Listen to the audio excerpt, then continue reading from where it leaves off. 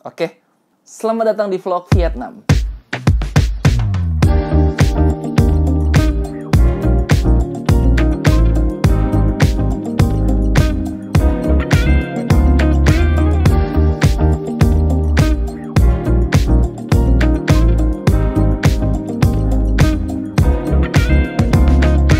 Kali ini gue bakal cerita ke kalian semua tentang pengalaman pertama gue solo trip ke Hanoi, Vietnam.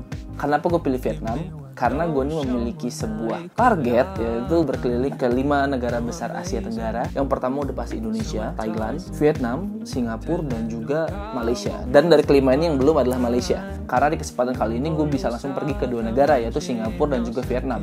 Di Singapura gue cuma transit, tapi gue memanfaatkan waktu di sana untuk pergi ke tempat-tempat yang sebelumnya cuma gue tahu cerita dari orang-orang. Di Singapura gue tinggal di daerah Little India karena biar nggak terlalu jauh dari patung Merlion dan juga Marina Bay Sands. Tapi hanya segitu saja cerita di Singapura karena cerita utamanya bakal dimulai ketika gue sudah sampai di Hanoi, Vietnam.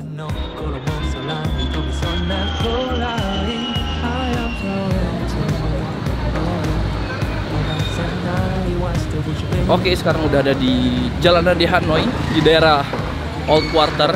Gue lagi pengen nyari makan, tapi gue bingung makanan apa sih daerah sini. Ini gue ada rekomendasi TikTok namanya Cafe Giang. Ayo kita cari. Destinasi gue di hari pertama adalah ke Cafe Giang. Kenapa gue pengen banget ke sana? Karena kalau tampak luar, kalian tuh bakal ngeliat sebuah gang sempit di tengah-tengah 2 toko. Nah, di situ adalah Cafe Giang. Tapi ketika kita sudah masuk, ternyata itu adalah cafe yang sangat luas dan ada banyak pengunjungnya gitu. Di sini nih yang terkenal itu kopi susu kelapa. Gue pengen coba dulu. Dan di sini uniknya, kursinya tuh kecil-kecil gini uniknya. Kayak lagi di taman kanak-kanak, bos, taman kanak-kanak. Mari kita coba. Oke. Gila, enak banget. Worth it. Ini harganya 35.000 dong. Kalau ke Vietnam kalian harus ke sini.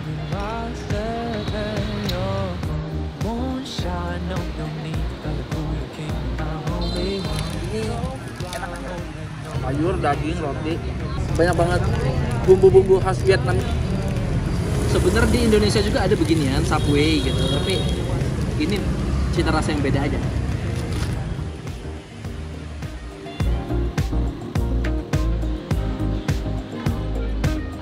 Lalu malamnya gue cuma jalan di sekitar Beer Street dan gue cuma ngeliat-liat suasana malam di Old Quarter. Karena di malam ini gue tidak mengagendakan kemana-mana untuk mempersiapkan perjalanan gue di hari berikutnya. Oke, ini udah hari berikutnya. Sekarang gue pengen nyari makan pho. Pho itu makanan kayak mie bihun gitu. Temen gue dulu si Dau pernah bikinin gue di Indonesia pas dia tinggal di rumah. Tapi gue pengen nyoba asli pho di Vietnam. Sekarang lagi mau nunggu Grab. Uniknya Grab di sini adalah dimana helm mereka tuh berbentuknya seperti topi. Dan kalau kata orang pengguna jalan di Vietnam itu ugal-ugalan, gue bakal bilang iya.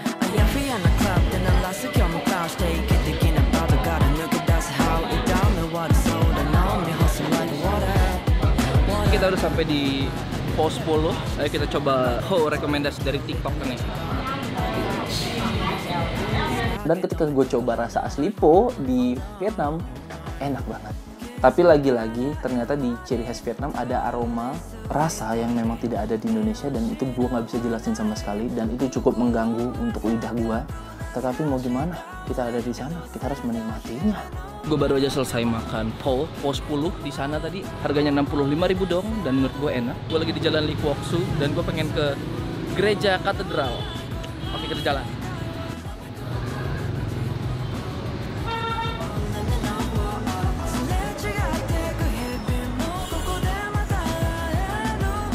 Sekarang gue udah ada di gereja katedral Saint Joseph. Di dekat-dekat sini ada jual-jualan bunga kayak gini karena banyak yang foto menggunakan bunga. Barusan bel gerejanya bunyi, gue nggak tahu nih. Kita boleh masuk ke dalam. Memang situasinya, suasananya tidak terlalu beda dengan gereja-gereja pada umumnya. Arsitektur di zaman dahulu ternyata udah sekeren ini gitu. Gue cukup kagum. Tapi gue belum dapat panggilan dari situ ya. Sekarang gue kayaknya mau ke The Note Coffee. Langsung aja. Kalau kalian ke sana, kalian bakal melihat sebuah kafe yang isinya di dinding-dindingnya atau di sekitar-sekitarnya itu ada tulisan note-note dari para tamu sebelumnya. Dan memang ada beberapa spot-spot yang menurut gue nggak masuk akal. Tidak cukup dengan kursi kecil, ternyata tempat-tempatnya juga kecil karena memang ukuran orang-orang Vietnam itu mayoritasnya kecil-kecil gitu.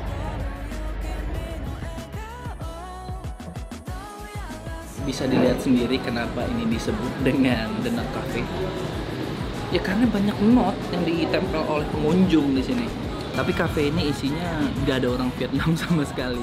Kalau ini ada di Lampung atau Jakarta, gue juga kagak mau kesini. Tapi kebetulan ini yang direkomendasiin gitu untuk turis.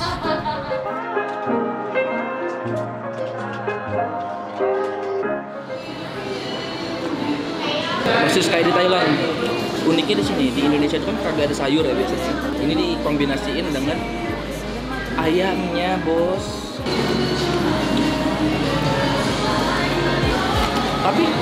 Tapi nyocok juga loh kalau di rasa-rasa. Kayak nggak salah. Tapi kalau nasi lebih menang yang di Indonesia daripada di sini. Saus Thailand, cok. Ini fix saus Thailand. Enak banget. Recommended banget.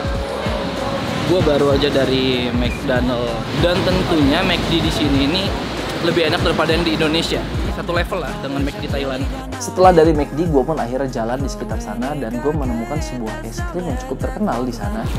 Ngantri cukup lama demi ini. 12.000 dong buat es krim matcha, worth it. Kayaknya ini memang toko es krim yang terkenal, soalnya rame banget. Sekarang gue pengen ke sebuah taman di Hanoi.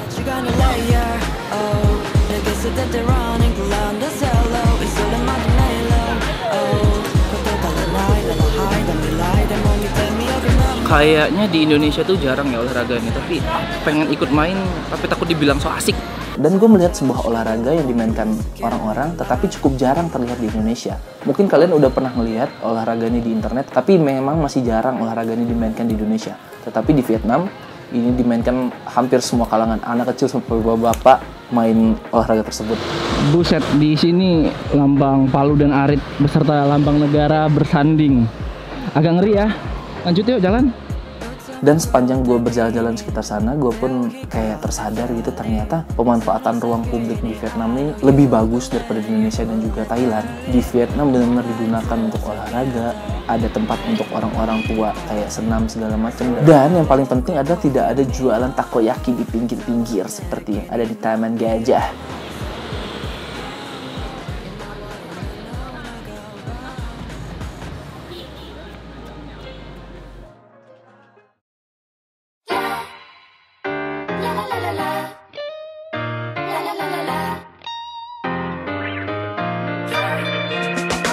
Destinasi gue di hari ketiga adalah gue pergi ke Imperial. Ketika gue pertama kali datang ke sana, ternyata bentuknya tuh kurang lebih seperti lokasi syuting film laga Indosiar gitu.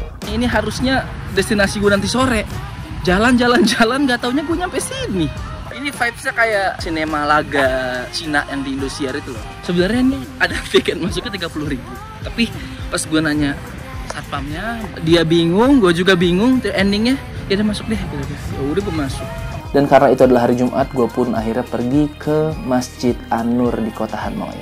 Ini dia jalanan yang gue lewatin untuk mencapai Masjid Al-Nur. Setelan gue nih, Melayu habis.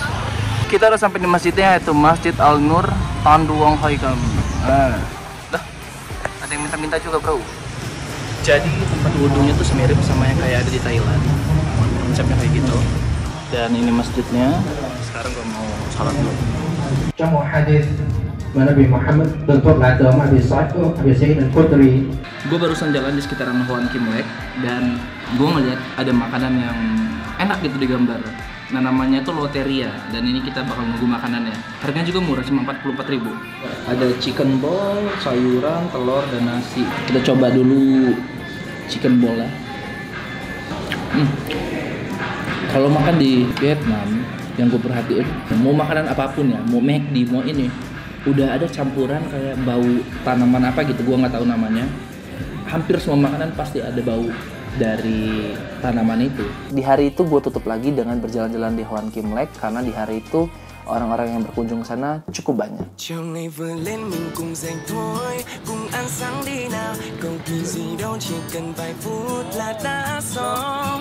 cần cùng nhau chờ một ngày mới, vậy thôi đã đủ rồi. Chỉ cần hai ta bên nhau thế thôi. Oke, sekarang gue lagi ada di sekitaran Danau Hoan Kim. Banyak orang asing. Kalau Hanoi itu enaknya banyak orang asing. Jadi kita yang turis jadi nggak ngerasa sendiri gitu. Walaupun gue solo trip. Jadi kalau yang gue lihat orang-orang di sekitaran Old Quarter ini titik tengahnya ini sih. Dan gue baru sadar tuh kemarin sore. Jadi selama ini gue muter-muter tuh cuman muterin danau gitu.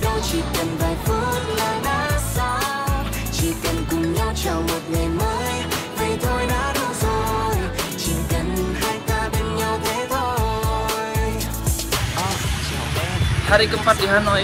Sekarang pengen nyobain banh mi 25. Ini banh mi paling terkenal di Vietnam.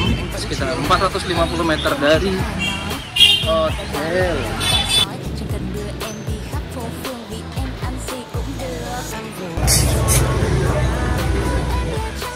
Rasanya kurang lebih seperti banh mi yang sebelumnya, tapi yang ini lebih bisa diterima karena banh mi 25 ini memang sudah disesuaikan dengan lidah pendatang gitu kan. Jadi gue tidak terganggu ketika makan itu. Enak. Gue baru pernah makan banh mi 25 dan itu cukup oke menurut gue karena nggak ada aroma yang selama ini ngeganggu gue. Setelah itu gue pergi ke halte bus dan gue pergi ke sebuah pasar thrifting yang namanya adalah Cho Hang Tung Market. Gue baru aja turun dari bis dan gue baru sadar ternyata Hanoi segede gini gitu. Ini udah hari ke-4 gue di sini dan gue baru tahu Hanoi segede ini anjir. Karena dari kemarin kan gue di tempat wisatanya aja di Old Quarter, sekarang pengen masuk ke kota. Sekarang gue mau ke Cho Hang Tung.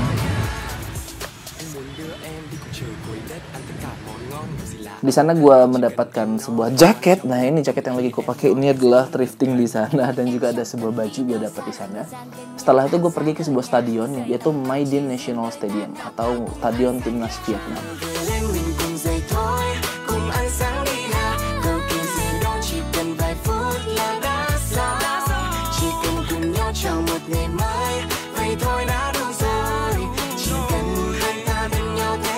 Untuk orang lain mungkin ini tempat yang biasa aja, tapi ini untuk gua dan para pecinta sepak bola, khususnya sepak bola Indonesia dan Asia Tenggara. Ini tempat yang sangat-sangat bersejarah, terutama Indonesia dan Vietnam dengan segala ceritanya. Seenggaknya gua pernah sini. Sampai jumpa, My Dinh National Stadium.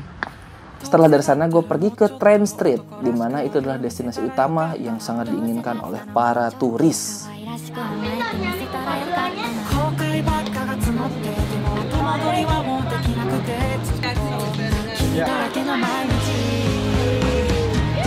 Hai, sekarang gue lagi ada di kawasan Trend Street yang ada di Hanoi. Daya tariknya adalah kita bisa melihat kereta melintas di depan mata kita langsung. Sebenarnya di Jagabaya juga ada gitu. Gue udah di sini selama 1,5 jam yang lalu gitu dan buat nunggu satu momen kereta lewat. Inilah selama gue di Vietnam, tongsis ini yang menyelamatkan gue buat foto-foto ataupun mau ngapain aja lah. Already record? Thank you.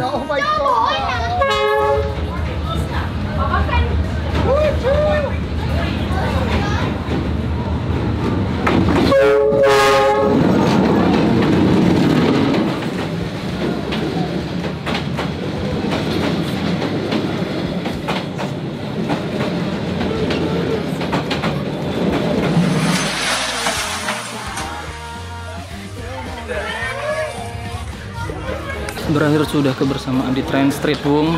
Nunggunya berapa jam? Lewatnya semenit. Boleh-boleh mati saja. Berharap kereta kedua. Tapi ini adalah destinasi yang worth it. Kalau kalian datang ke Vietnam, jangan lupa buat ke Trend Street. Mantap. Di hari kelima gue memang tidak memiliki plan apapun. Di hari itu memang gak ada yang spesial sih, palingan gue cuman kembali ke Cho Hang Tung Market, lalu gue sarapan Circle K, dan kemudian gue mencoba KFC yang ada di Vietnam. Nah jujur nih, kalau KFC Vietnam tuh gak ada nasi. Mereka menyediakan mashed potato dan juga salad yang mirip dengan salad yang disediakan di Hoka Hoka Bento atau Hok Ben gitu.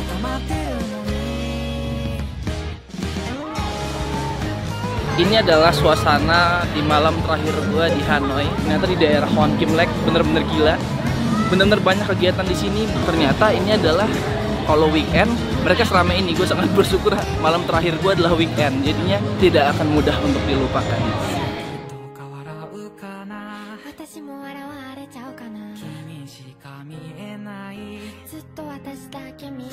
Ternyata solo trip itu nggak ngebetein seperti yang kata orang-orang gitu. Solo trip malah bikin gue lebih mengenal diri gue batasan gue ketika berjalan dan apa yang gue mau, ternyata gue bisa menemukannya dengan solo trip.